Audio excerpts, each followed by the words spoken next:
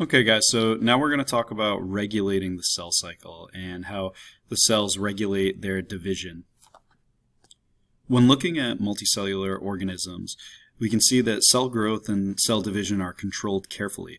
Not all of the cells move through the cell cycle at the same rate. If we look at humans, for example, most muscle and nerve cells only divide once earlier in development, and they won't divide again. That's why, for example, if you hear that somebody severed their spinal cord or maybe had some other neck injury or something like that, they could become paralyzed because once those nerve cells are dead, they no longer will divide and generate new ones. If we look at cells in bone marrow, however, they grow very rapidly.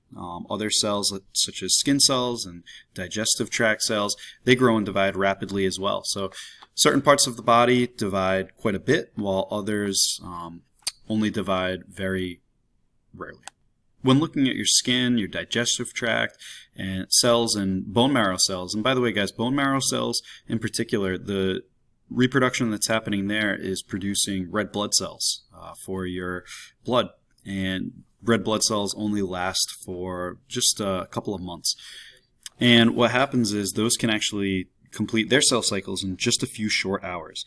And this could be really important. For example, if you got a cut and your cells needed to replace those that were taken out during that cut, then they're able to divide very quickly to fill up that gap.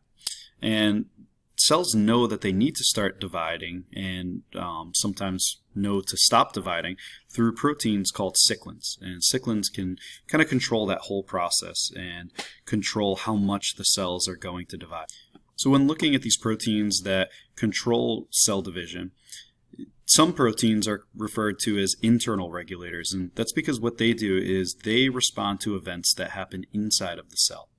So internal regulators allow the cells to proceed only when certain processes have been completed in the cell. So for example, if a cell was going through mitosis and it was only in metaphase, there are internal regulators that will prevent the cell from dividing until metaphase and anaphase and telophase are complete. So that's why we don't usually see cytokinesis happen until the nucleus is properly separated to opposite poles, and telophase is starting to happen, so we're forming those two new nuclei inside of that cell. And at that point, then the cell knows that it can respond. But if not, those internal regulators are going to prevent the cell from dividing. External regulators, on the other hand, work exactly in the opposite way. They're going to respond to events that are occurring outside of the cell. So they're going to direct the cells to either speed up or slow down the cell cycle depending on the situation that they might be in. For example, if you look at this diagram here, you can see that in the first picture, the cells are starting to, with three small colonies, and these external regulators are going to tell these cells, hey, we have some space next to us. So it's going to encourage the cell to divide more frequently. Eventually, you're going to see that the cells actually take up the entire plate, and growth will probably slow at that time. You can see here that somebody removed all of the cells in the middle here. This would be representative of maybe a cut that you might have gotten on your skin.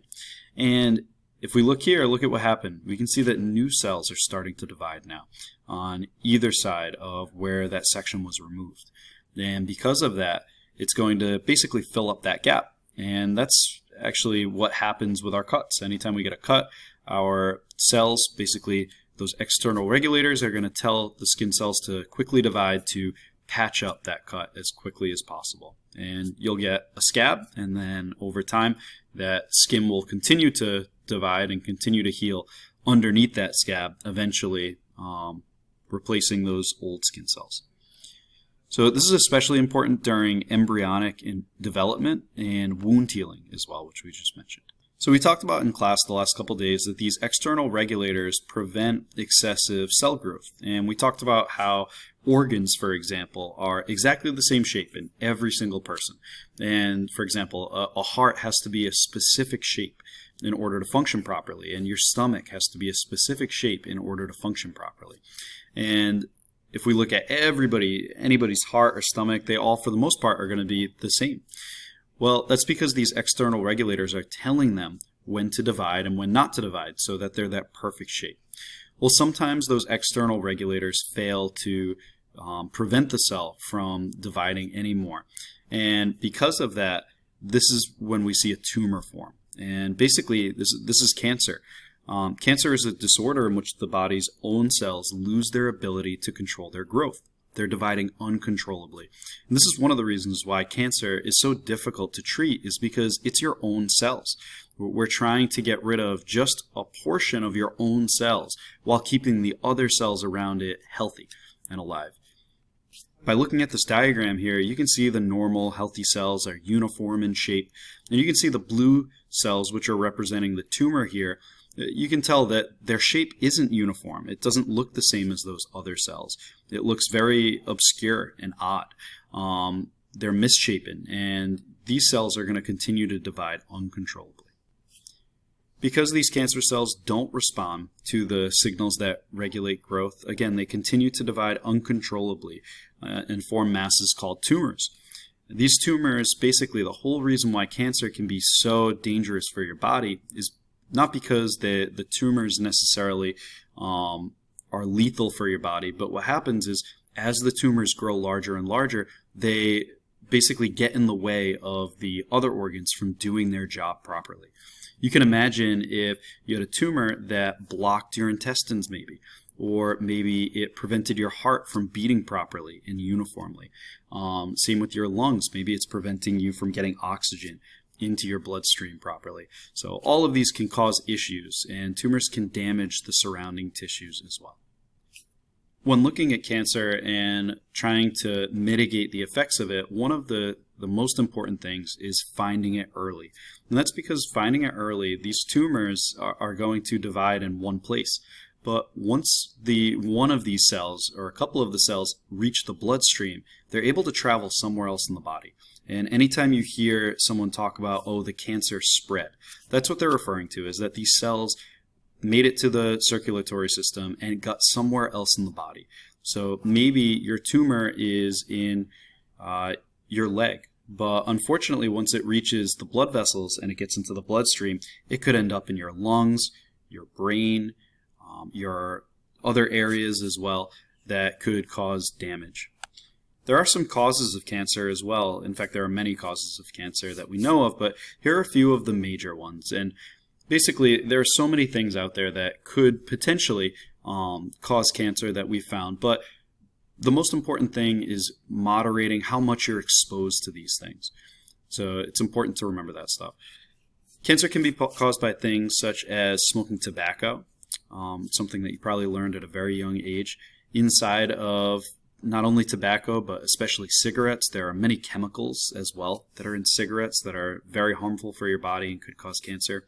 Radiation exposure, people that work in chemical factories and things like that are exposed to chemicals that could alter their DNA and cause cancer. Viral infections can actually cause cancer as well, especially viral infections that could wreak havoc on your immune system. Basically, the whole reason why these things are dangerous is because it could alter the DNA and cause mutations that could prevent these regulators, these cyclins, from functioning properly. UV light exposure, another one that you've probably heard of. We've all heard of the dangers of tanning beds and things like that. The dangers of long exposure to the sun as well. Some of you guys might be thinking about a time when you got a really bad sunburn. That's why it's important to wear sunscreen, is because UV light exposure can, again, alter our DNA. Hereditary factors. Sometimes there are certain genes that are more prone to causing cancer. For example, we've identified the BRCA gene, 2 of them, that could lead to breast cancer. My mom is actually someone who has that BRCA gene, and after finding a lump in her breast, she went to the doctor, had genetic screening, and it turns out that she, in fact, has that gene. So my sister is going to have to go and kind of find out if she has that gene now, and then what that means is that they're at an increased risk of getting breast cancer at some point. But the good part is they know about it, and they're able to get more exams because of it, and hopefully find anything that any tumors early. Last part, or last reason, is chemical exposure, and chemical exposure could, again, cause issues with alterations in DNA.